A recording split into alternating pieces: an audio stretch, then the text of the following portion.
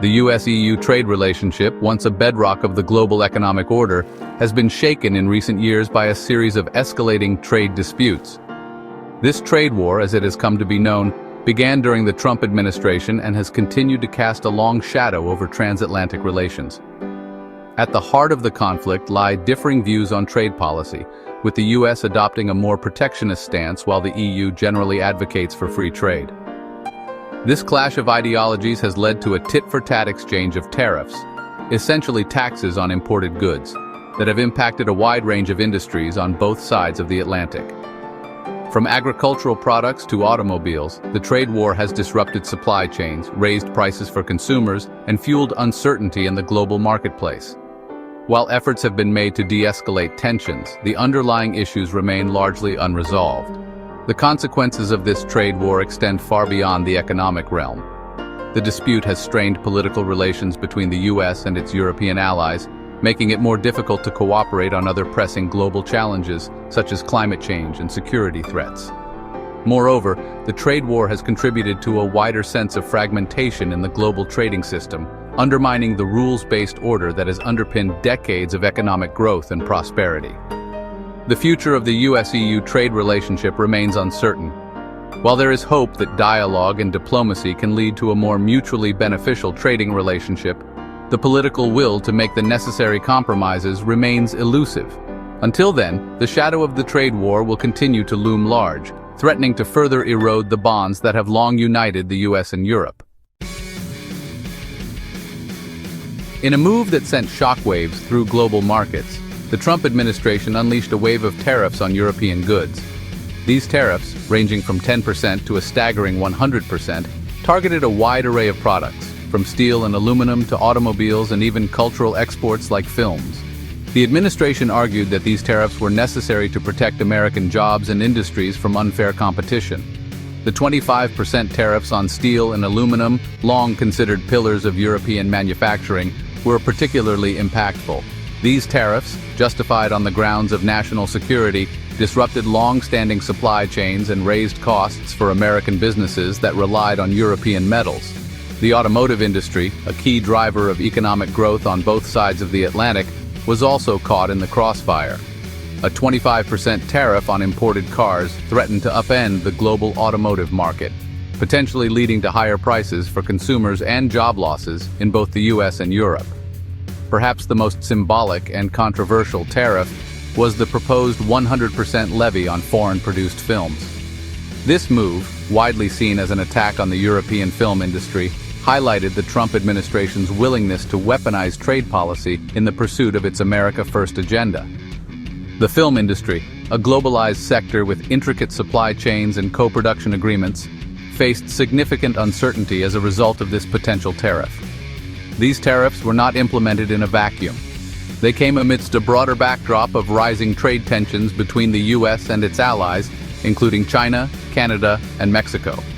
The Trump administration's aggressive use of tariffs as a negotiating tactic signaled a departure from decades of US trade policy, raising concerns about a potential unraveling of the global trading system. The European film industry, a vibrant tapestry of diverse cultures and artistic voices, found itself unexpectedly in the crosshairs of the US-EU trade war. The proposed 100% tariff on foreign films, while ultimately never implemented, sent shockwaves through the industry, raising fears of a cultural and economic backlash. European filmmakers, producers, and distributors were left grappling with the potential consequences of this protectionist measure. The European film industry, while not as commercially dominant as its Hollywood counterpart, plays a vital role in global cinema. From art house darlings to genre-bending thrillers, European films have garnered critical acclaim and captivated audiences worldwide. The proposed tariff threatened to disrupt this cultural exchange, potentially limiting the availability of European films in the US market and depriving American audiences of diverse cinematic experiences. Beyond the cultural implications, the tariff also posed a significant economic threat.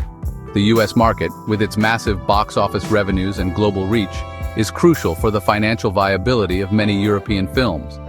The prospect of a 100% tariff raised fears of reduced distribution deals, lower box office returns, and ultimately fewer films being made.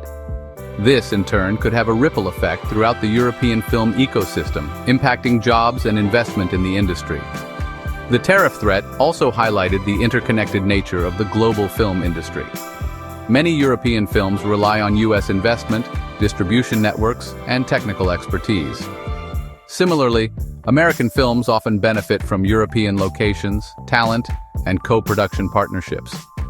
The proposed tariff, by erecting barriers between the U.S. and European film industries, threatened to undermine these mutually beneficial collaborations. The European Union, while initially blindsided by the Trump administration's aggressive trade moves, did not stand idly by. In response to the U.S. tariffs, the EU prepared a series of countermeasures, carefully calibrated to inflict economic pain on key U.S. industries while also adhering to World Trade Organization rules. These retaliatory tariffs, targeting approximately $100 billion worth of U.S. goods, aimed to pressure the U.S. into reconsidering its protectionist policies. Among the U.S. products targeted by the EU's countermeasures were iconic American brands like Harley-Davidson motorcycles, Kentucky bourbon, and Levi's jeans. The EU's strategy was twofold: to target products that held cultural significance in the U.S., thereby maximizing political pressure, and to hit industries concentrated in states that were politically important for the Trump administration. The EU also carefully selected products where European producers could readily fill the gap if U.S. goods became more expensive due to tariffs. Beyond specific products, the EU's countermeasures also included a WTO case challenging the legality of the U.S. tariffs. The EU argued that the U.S. tariffs violated international trade rules and set a dangerous precedent for other countries to follow. This legal challenge, while likely to be a protracted process, demonstrated the EU's commitment to upholding the rules-based trading system. The EU's response to the U.S. tariffs was not driven solely by economic considerations. The bloc also sought to send a message of unity and resolve. By presenting a united front, the EU aimed to demonstrate that it would not be bullied by the U.S. and that it was willing to defend its interests on the global stage. This show of solidarity was particularly important in the context of rising global uncertainty and the perceived retreat of the U.S. from its traditional leadership role.